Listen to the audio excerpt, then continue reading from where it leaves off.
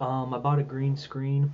I previously had one, but it was just too big. I bought one with two stands, and I guess it folds out to about like 7 foot or something, 7 foot plus. It was just way too big to use. I managed to get a one that was much smaller, of 5 by 7, and it actually folds out and folds, and you can fold it back into a small circular um, or bag. Um, so I used it a few times. I've been using Final Cut Pro, and it wasn't that hard to figure out how to use. Um, so I've been pretty happy with that. And I hope to do a lot more things with the green screen. Another thing that I've been using or doing is using plugins. I've been using PV's Revolver 4 plugin, and especially been using the amp simulators. I really like the PV6505 plugins, or their amp plugin, and as well as the PV3120. That seems like a pretty good amp. Has a lot of crisp distortion, very distorted, but very crisp at the same time. I've been playing around on the pod, and especially the PV Revolver 4, with the their versions of the Mesa Boogie dual rectifiers, and I'm trying to come to a conclusion, an epiphany maybe, about which amp to actually get, because I've been thinking about getting some more 2 amps next year, um, pro- but I just can't really dig the Mesa Boogie dual or triple rectifiers in the emulation. Um, I'm just not digging it. Um, I've been playing around with the Marshall 2000s, um, and I seem to like that in the Marshall 800. So it's looking like I might end up buying a Marshall two or 2000 TSL, and a Marshall JVM. The one with 4 channels on it.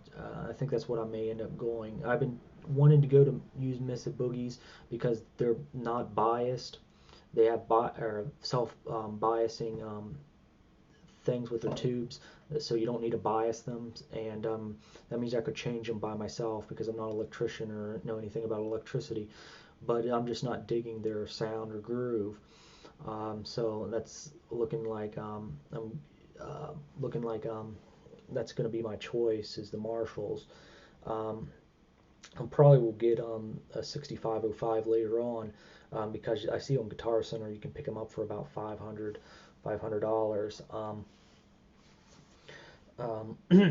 And that's pretty. So it's just going to probably be the Marshalls, the first 2 I get next year. Um,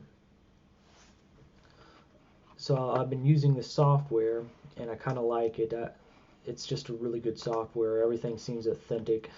There you got a lot of choices on the speaker placement. That's pretty cool because it really does change and affect the tone. Um, Another thing I've been doing is I bought some loops on eBay. I'm going to do a review and show those off on the next video when I actually get them. I bought 55 um, gigs on a US 64 USB drive. Um, so I've been waiting that. They say it's supposed to be here by Friday, um, and I can't wait to get them and play around with them. I'm not with them. Um, so I don't really know what to expect. I mostly bought them for the heavy metal and the rock, drum loops and samples. So that's going to be pretty interesting to play around with that. I mean, I've been just downloading them, or loops and samples, from Looperman, which is a free website where people put their samples and loops that they made and let other people use them for free. Um, so I've been using that, but I can't wait to get a large amount of loops that I can really play around with. Um, I seen on eBay they had a 200 or 1.8 giga or terabit of loops on there. It's on a hard drive. It's about $300, I think, and would like to get that in a few months if they still have it. I've seen a few people had it had it for sale, so they may end up having it in a few months as well for sale. So I've just been playing around with tone, trying to get it, playing my Kramer Beretta. I'm going to buy a Kramer SM1, preferably with the Seymour Duncan pickups in it, not the EMGs.